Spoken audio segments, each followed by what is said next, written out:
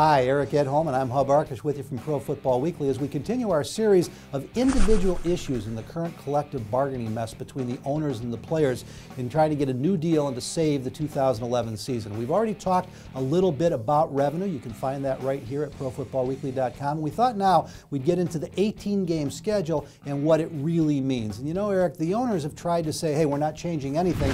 It's already a 20-week season, 16 weeks of games and 4 weeks of preseason. But that's really not true, and I think most people understand that part of it. Yeah, I mean, Roger Goodell's message has not been that the fans are clamoring for 18-game regular season games. It's that they're unhappy with the 4 preseason games. That may be true, but the numbers don't show that fans necessarily want 18 games. However, it could be a good way to grow the business. Well, and what's really upset, I think, a lot of the veteran players, or at least the starters and most of the guys who make the 53-man rosters, is they play minimally or not at all in 2 of the preseason games they're trying to get rid of. They're going to have to go all out in these 2 new games. But here's where it gets interesting. There is no clear evidence that adding 2 regular season games will increase the chance of injury for these players. Intuitively, we say it makes sense, but stop for a minute and think about Dominique Foxworth going down with a torn Achilles the first day of training camp. How many ACLs go out in off-season workouts and OTAs? The bottom line is maybe you get hurt, maybe you don't. There probably is some risk, but there's no guarantee that players' careers are going to be shortened by this. Yeah, I think it's been I don't want to say a bargaining position, but that's certainly how it looks to me from the outside. You know, the players are potentially willing to give this up. They're willing to have the 18 games be on the schedule, but they're using it as sort of a power play, saying we don't want it. They've been good about getting their message out, but in the end, I think they will relent on this. Yeah, I think all of our sources are telling both of us there's going to be an 18-game schedule, and here's the other reason.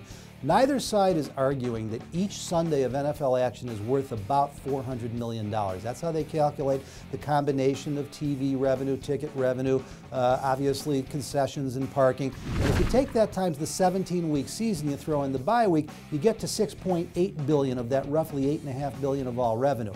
Well, if they add 2 regular season games, they will also add a second bye week. So now you go from 17 NFL Sundays to 20. Those 3 extra Sundays times $400 million, suddenly you got $1.2 billion in new revenue to split up. I don't think fans would be upset with a longer season. You know, I think the NFL has become a 12-month phenomenon anyway. You know, you can look historically, and people were probably a little confused why the season went to 14 and then 16 games, but it'll make sense at some point. I think we'll look back and say 18, it seems like a funny number, but considering the potential growth economically, it makes a lot of sense. We don't pretend to have all the answers to a very confusing situation, but what we can tell you now, there will be an 18-game regular season as part of this new CBA. If they get delayed this year from a lockout or decertification, maybe it's only 16 or 17 this year, but 2012 for sure will be an 18-game regular season. For ProFootballWeekly.com and our Twitter account, he's Eric Edholm. I'm Arkush. Thanks for looking in.